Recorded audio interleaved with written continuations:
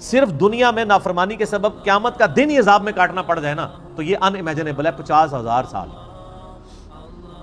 اللہم اجرنا من النار آمین.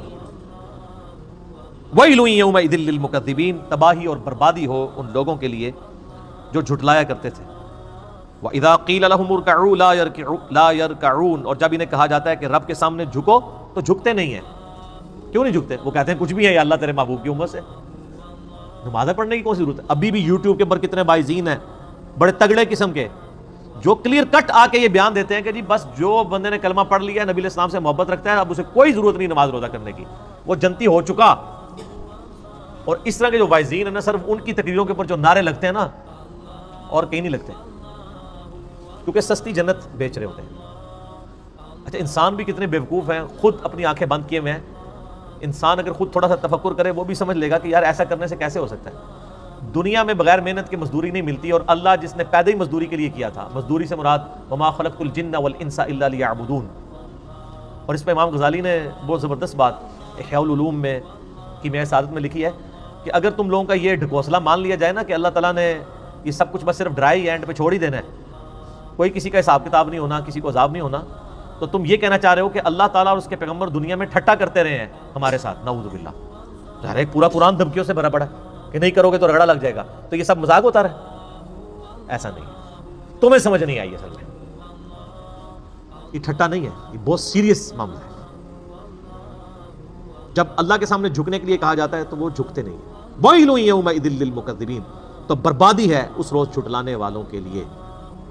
فَبِأَيِّ حَدِيثٍ بَعْدَهُ يُؤْمِنُونَ، اب اس قرآن کے بعد کس اور بات کے اوپر ایمان لے کر آؤ گے؟ یعنی قرآن میں اتنی واضح دھمکیاں آنے کے بعد ابھی بھی کسی چیز کا انتظار ہے کہ ہمیں کوئی اس طریقے سے آگے بات سمجھائے تو ہم سمجھ جائیں گے. اللہ تعالیٰ فرماتا ہے اس واضح دھمکی جو قرآن کی شکل میں نازل ہو چکی ہے، اس کے بعد اب کون سی چیز ہے جس کے تم انتظار میں ہو کہ اس کے بعد تم بات کو قبول کرو گے؟ جب اس کائنات کا مالک خود اپنے پیغمبر کے ذریعے اس کا کلام نازل ہوا ہے اور وہ خود دھمکیاں لگا رہا ہے.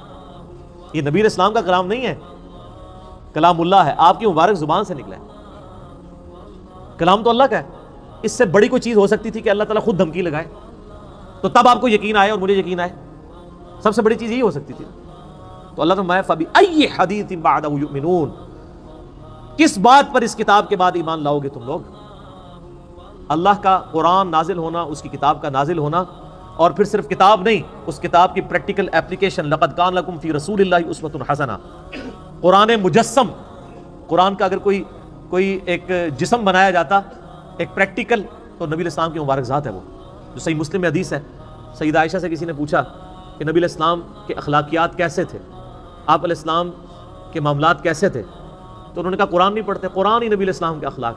یعنی قرآن کا مطلوب انسان اگر کوئی روئے عرض پہ ہے پریکٹیکل فارم میں، تو اللہ کے محبوب صلی اللہ علیہ وآلہ وسلم کی مبارک ذات ہے. پریکٹیکلی انہوں نے کر کے بھی دکھا دیا، سلیبس کی فارم میں کتاب دے بھی دی اور قیامت تک کے لیے چھوڑ بھی دی. حجۃ الوداع کے موقع پہ بھی فرمایا قرآن چھوڑ کے جا رہا ہوں اور میری سنت. غدیر خم پہ بھی فرما دیا کہ قرآن کو پکڑ لینا، ہدایت پہ رہو گے، چھوڑ دو گے گمراہ ہو جاؤ گے، اور میرے اہل بیت کے ساتھ اس نے سلوک کرنا. قرآن ہی کر کے گئے نبی علیہ السلام. اسی لیے میرے بھائیو، جو میرا پہلا مسئلہ ہے نا، مسئلہ نمبر 1 وہ ہے ہی ہے امام الانبیاء کی دعوت قرآن.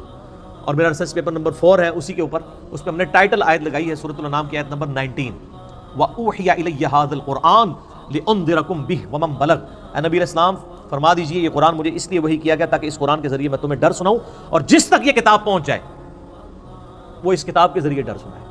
فَذَكِّرْ بِالْقُرْآنِ مَن يَخَافُ وَعِيدٍ، قرآن کے ذریعے اے نبی علیہ السلام نصیحت کیجئے اس کو جو خدا کی دھمکی سے ڈر جائے. تو نبی علیہ السلام کی دعوت کا تانا بانا ہی قرآن تھا. صحیح مسلم میں اوپر تلے 4 حدیث ہیں کتاب الجمعہ چیپٹر کے اندر کہ نبی علیہ السلام قرآن حکیم ہی پڑھ کے تقریر کیا کرتے تھے، اور اکثر سورہ قاف ہوتی تھی، سورہ نمبر 50 پارہ نمبر 26 کے اندر. تو قرآن کے ذریعے آپ علیہ السلام تذکیر کیا کرتے تھے، اسی کے ذریعے نصیحت کیا کرتے تھے. اسی لیے آپ کو اثر بھی نظر آتا تھا، قصے کہانیاں نہیں تھی بلکہ اللہ کا سچا کلام تھا.